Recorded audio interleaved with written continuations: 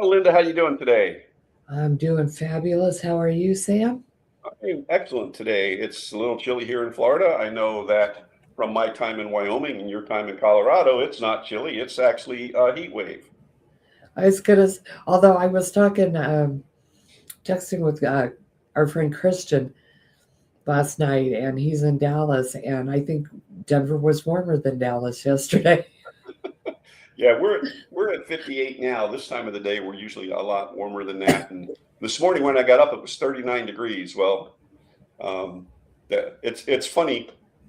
Even the dogs, I have two little dogs, and they waited as long as they could to go out this morning. No, don't want to do that. They put their nose out the door, come back in. Well, it's really kind of funny. Like I said, we moved down from Wyoming in 2017, and 50 degrees, and you're out, That's a at the heat wave that's in a winter. beautiful day. That's a beautiful day in January in Cheyenne. You betcha. Yeah, it is. It is. So we have our title is have we really forgiven and forgotten? And we had a little bit of a discussion beforehand, and from Psycho-Cybernetics by Maxwell Maltz. That's a really good book. If you haven't read it, it's one of the. It's just a really good mindset. But I'm reading out of the updated and expanded by. Oh boy, what's the gentleman's name? Uh, anyway, um, it says here on page 176, yeah, 176, forgiveness is a scalpel that removes emotional scars. I You know, can forgive, that's such a cannot visual. forget is only another way of saying I will not forgive, said Henry Ward Beecher. Forgiveness ought to be like a canceled note, torn in two, burned up, so that it never can be shown against one. That's a That's really interesting statement on forgiveness, especially coming from a pastoral side when you tell people you need to forgive, but you know, you got to you got to remember the hurt. And I've given that advice. And so, especially in cases of abuse and things like that, it's tough. And we were discussing beforehand my situation, and here I believe that I had forgiven the guy who abused me and all this kind of stuff, and did the burn letters, do all that kind of stuff. And then, be driving to work one day, and it's like, man, I had to call that prosecutor up there, or I had to do this, or I had to do that. Then I haven't have I truly forgiven? and it's such a hard subject because we don't always, like, when I look at things like what happened in Germany in World War II, in the concentration camps. Yep. Should we forget that? Yeah, yeah, you're right. And that's one of those things where, if we ignore the history, then we're bound to repeat it. Right. And so, um, a lot of those people now have already passed away. There's a few that are still alive, but um, that's something that the world can't forget. And I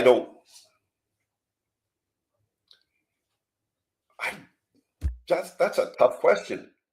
I don't know that And maybe what that is the individual. It's yeah, on an individual basis. You don't forget the right. history, but Yeah, you have to let go of the rage and the hurt and the bad yeah. feelings. Yeah, on an individual basis, I think that, like I said, if you try to forget history, it will repeat itself. Um, on the other hand, when it comes down to the personal side of it, and I don't know what I would or could have done if I'd had to live through that. To be honest with you, I don't know. To be able to forgive the atrocities, I would have to say, knowing myself, I don't think I would be very forgiving. I would Definitely. I would love to think that I had that capacity, but I honestly don't know if I would. Yeah, yeah. So, but so he talks about um, forgiveness is not a weapon. I'll back up just a little bit. So your forgiveness should be forgotten as well as the wrong which was forgiven. Forgiveness that is remembered and dwelt upon reinfects the wound that you're attempting to cauterize. So if we're trying to um, get past the situation, get past the person who burned us, I think about the business loss that we had a few years back, and every once in a while it pops back up. On the other hand, the entity that I really had to forgive was the federal government. And so it's one of those, I still think it was wrong. On the other hand, I can't do anything about it. So I need to move on. Um, and I don't And know I if there's, think, go go ahead. ahead. Go ahead. I don't know that there's really any one person that needs to be forgiven. And so, I mean, we did everything legally and right and everything else, and the federal government came in and shut this particular business down. We lost a fortune. So, um, but we've moved on from that, right? We did what we needed to do to get out of it, and went from there. The next line says, if you're too proud of your forgiveness or remember it too much, you're very apt to feel that the other person owes you something. Yeah. And, you know, um, I know it's tough. Forgiveness is tough. Forgiveness is so tough, but I know even when Paul was giving his talk on forgiveness, you need to forgive and let go, not for them, but for yourself. Right, right. Because more than likely, they don't even know you're not on their radar. They're not running around going, "Oh, I got him good," da da da da da, whatever. No, More than likely, there's not that kind of a deep personal connection. yeah, yeah, you're right. And even if there is, the one suffering by you not truly forgiving and, for the sake of the verbiage, forgetting, the only person that hurts is you. Right, right. Now, I would say I don't want to forget so much that I put myself in that same position with that person again, unless it truly was inadvertent. But then again, that puts us in the place of judgment. Yeah, Forgiveness is such a deep, deep it's a lot subject. deeper subject than people think. And we have all of these phrases and things that make it sound very flippant and very easy, but it really isn't. It's not. No. Because forgiveness is very emotional, Mm-hmm. Mm-hmm. and I can. that emotion drives our logic. Yeah, exactly, exactly. Um, I think of a situation that I'm mostly familiar with in our family, and happened, I think, before I was born. And there's one or two people still alive because it involved my grandfather on my dad's side, who died not long after I was born, um, and my his wife died right after I was born. Um, and it involved money, and the family still talks about it. Like I said, most of the people involved in the whole situation have passed. Right. I'm the one person that I'm not sure of, because basically what happened is the family became alienated. And my cousin, in all the research and stuff like that, when she discovered not the financial side of it, my dad and her mom, when the brother and sister, remembered the situation, and there was still a grudge there. There was still, there was no forgiveness, you know. Um, uh, And you have to wonder how carrying that for years and years and years, how that's affected, yeah, how it yep. affected their daily life, their relationships. Hmm. It's usually, I don't know if anything ever stays just between two people No, no, because there's talk, there's rumor, there's other people can see the interaction and maybe how it's changed. It's very difficult, and I think probably one of the most human things we can do is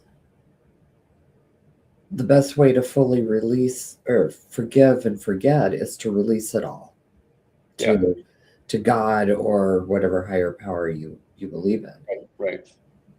It's not really a burden we should be carrying all the time, and that's exactly what it is. If you do not forgive and let go and forget, Mhm. you are carrying a burden. Yeah, yeah. And so many times, and even in churches and like some of these 12-step programs and things like that, forgiveness is more of we're recognizing that we've been harmed or we've harmed somebody or whatever, but we're willing to forgive. But here's the thing: we forgive every week. We forgive every session that we go to. I forgive this person that harmed me. Well, you're still thinking about it. Right, because you haven't fully released it. Right. And then that's and like you said, they're probably not it's not in their mind, and you're holding on to it, and it's like a cancer. It's just it affects, if it's a relationship thing, it's going to affect every relationship that you have. And the hardest person to forgive and forget about is yourself. Yep. And that's truly, I think, the one that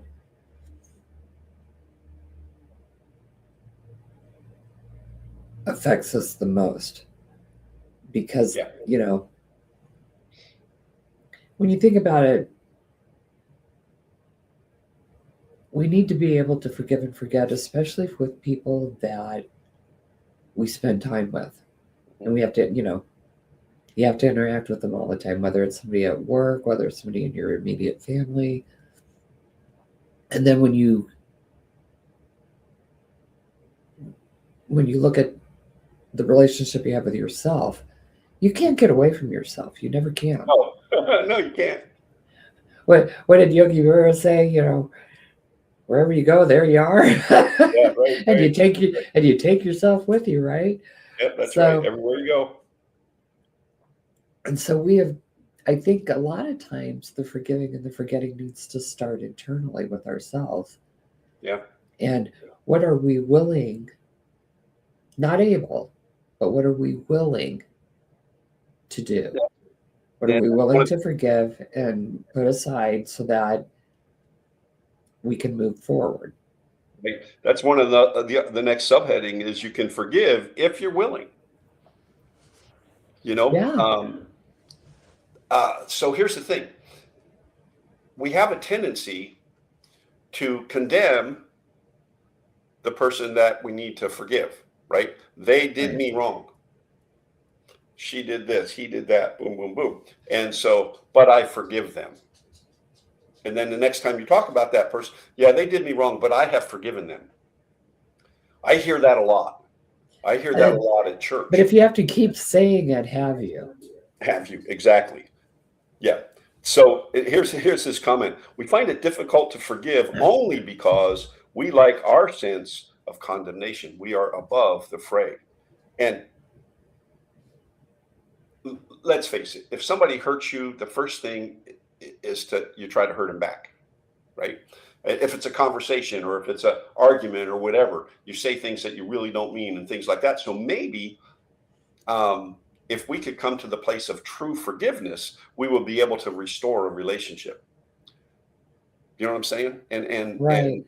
Uh, uh, no one can deny that there is also a perverse sense of satisfaction in feeling sorry for yourself. Oh God, yes. The You know, the pity party is alive and well in many of us, alive and well. my, It's alive and well. myself included. Yeah, yeah. And then what's your reason? Now maybe the reason is strictly therapeutic. Okay. Um, uh, so in that sense, we cancel out the debt of the other person, not because we've decided to be generous or do them a favor, but because we feel we are a morally superior person. Ooh, That's therapeutic forgiveness, right? And so, it's like you recently paid off your house, and the mortgage is gone. There's no debt. It's all gone, right. right? So the debt has been forgiven. Mm-hmm. Bank doesn't care about it. You don't care about it. It's all you're done. Mm-hmm. And I'll bet you don't even think about a house payment now. No, I don't. It's kind of nice. Yeah, it is kind of nice. Um, and there was he goes into a story here, and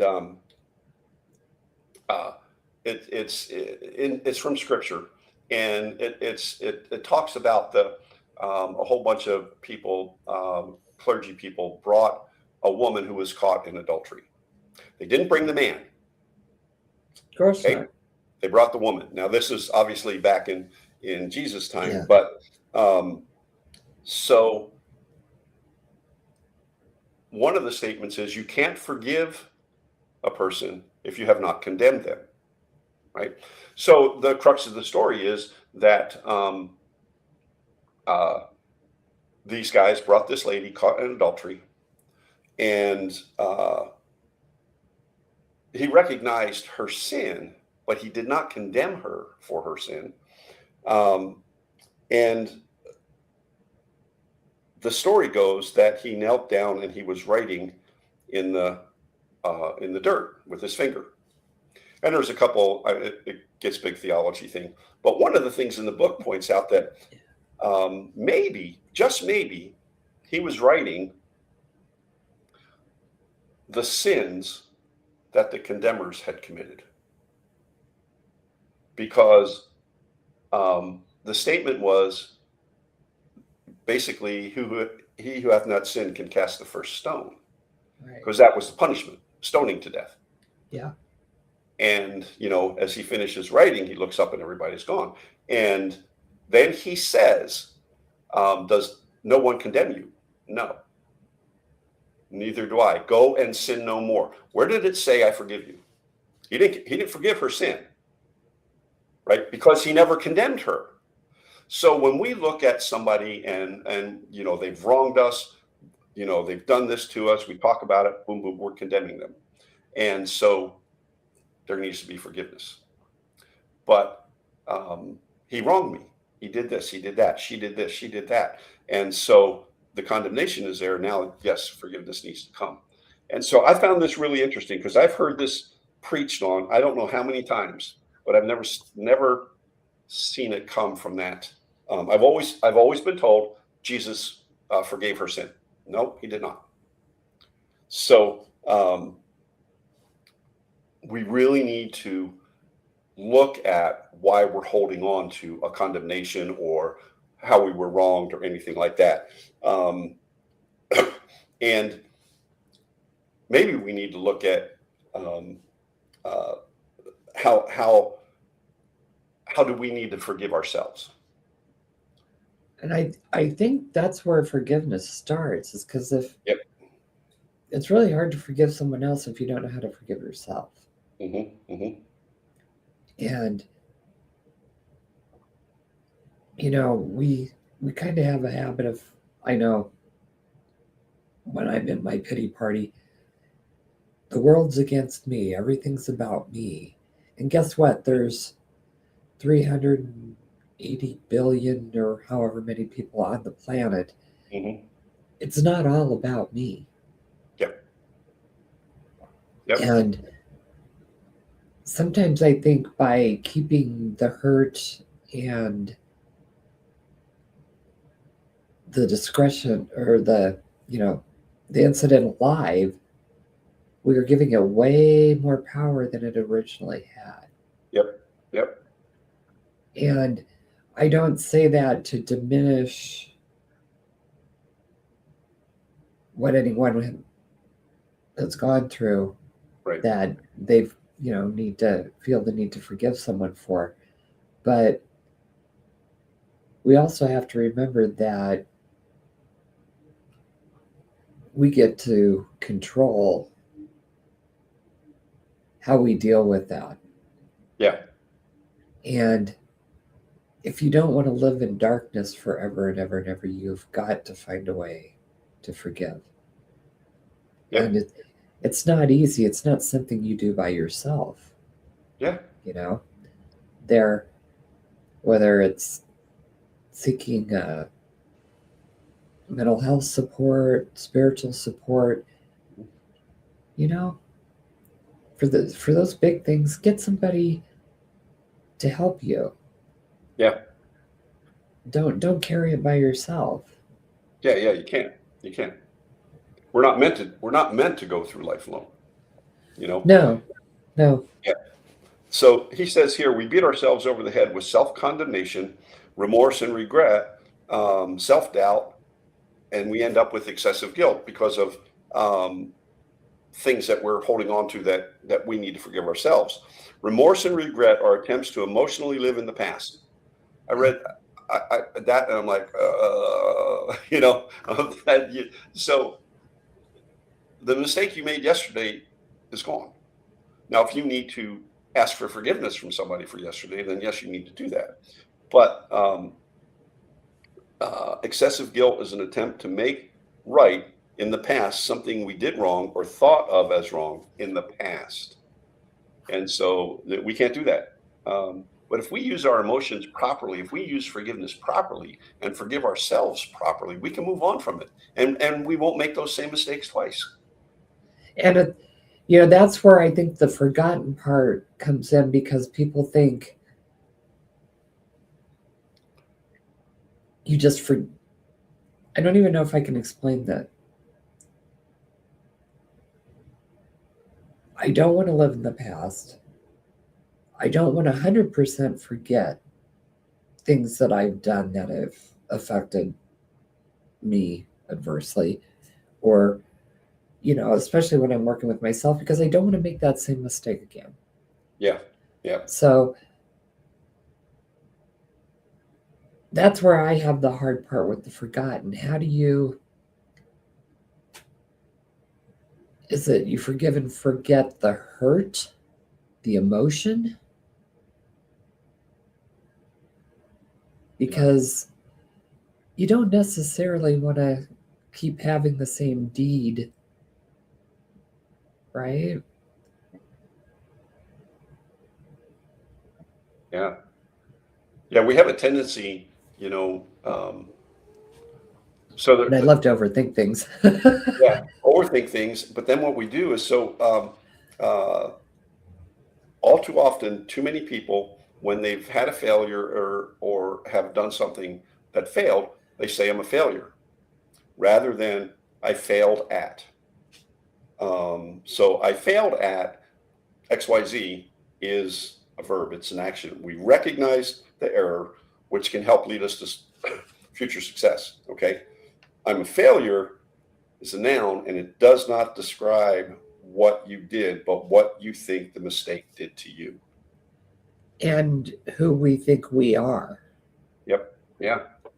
Yeah. So the lack of forgiveness of ourselves and moving on, and I talked about that business that we failed at, even though it was out of our control. So I'm not a failure. I failed at that. Move on.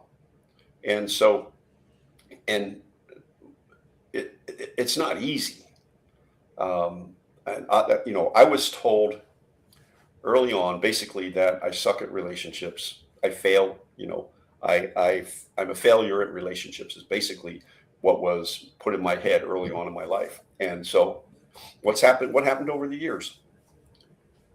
Had terrible relationships. Okay, until it dawned on me where that all started, how it started, how I took it, where it came from, because it came from people that the statement came from people I trusted and loved and everything else. And, how that particular failure had to be my fault. Well, when I look back, no, it wasn't, and, I look at my marriage now and it's very strong, you know, and so anyway, um, I know I'm not a failure at relationships. I failed at some in the past, but I'm not a failure when it comes to relationships. And when So we you think really have about, to start. What's that? yeah, I was just going to say, when you think about failure, I always think of Thomas Edison.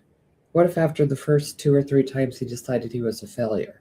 Yeah, yeah, We'd still be living in the dark. yeah. We would be, right. We would be, and we can really get into this, but we want to do a book study here coming up, um, and we're gonna start here on the 28th next week. We want to do a discussion on Simon Sinek's book, Start with Why. Yep, and we're going to do that at 5 p.m. Eastern. Does that sound right? Yeah, we're going to start it. Yeah, we can do that. Yeah. Okay, perfect. And we will put out a link to get into that, or we can do it here. We'll figure that part out. We're just going with what feels right this time. So Yeah. So it's a good thing for the first of the year. We are coming to the end of the month, and a lot of folks, I know a lot of folks, I was talking to a gentleman at the chamber that they have not, there's less than 2 weeks left in the month, and they don't even have their plan for the year. yeah, And they got, I don't know, the holidays caught them off guard, and then all of a sudden it's, today's the 21st of January. We got 10 days left in the month. So, and I think things have been in such upheaval for a lot of people this yeah, last year, and everybody's kind of gotten off track. And that's one of those things where, you need to feel the feels, but then you also need to continue to move forward. And right. and that's always a hard thing too. But everybody's kind of a little out of kilter right now, Filter, and yeah. and I had a and that's coaching. what I love about this book of Simon's is Yeah, give yeah, you a starting point. yeah. It was interesting. I had a coaching call last night with a gentleman, and I had asked him last week, where you at? What's your word? What's your why for this year and stuff like that? And he made a career change and all this kind of stuff. And last night he said, you really caught me off guard with the why. Well, his why has changed, and so and the reason it's changed is because he had accomplished a lot of the things that was his why for doing what he was doing. And and now it's like, okay, um, uh, what's the next step for you? So now, okay, so he's married, which he wasn't when he initially did his why. And I said, are you going to sit down and talk to your wife about it? Because you got to be on the same page. She has to understand what your why is, and you need input from her about what her why is, and then how can you bring that together? And so it's really interesting where people are at right now. Like you said, there's so much going on in the world. People got behind the 8 ball, and now it's time to move forward. So join us starting next week for What's Your Why with Start With Why with Simon Sinek, and we want to have a discussion. So we'll figure out a way to open up the links so that you can either ask your questions or get in on the call. You bet. We'll get that posted. Check both of our Facebook pages and our YouTube, and we'll get it out there for you. Sounds good, Linda. It's been fun today. It's been awesome. Great discussion. Yep. So we'll see I y'all think we could next talk week. on this forever. We could. So we'll see y'all next week. Thanks for joining us here on Balancing Act. Thanks again. Live intentionally, be very blessed. See you soon.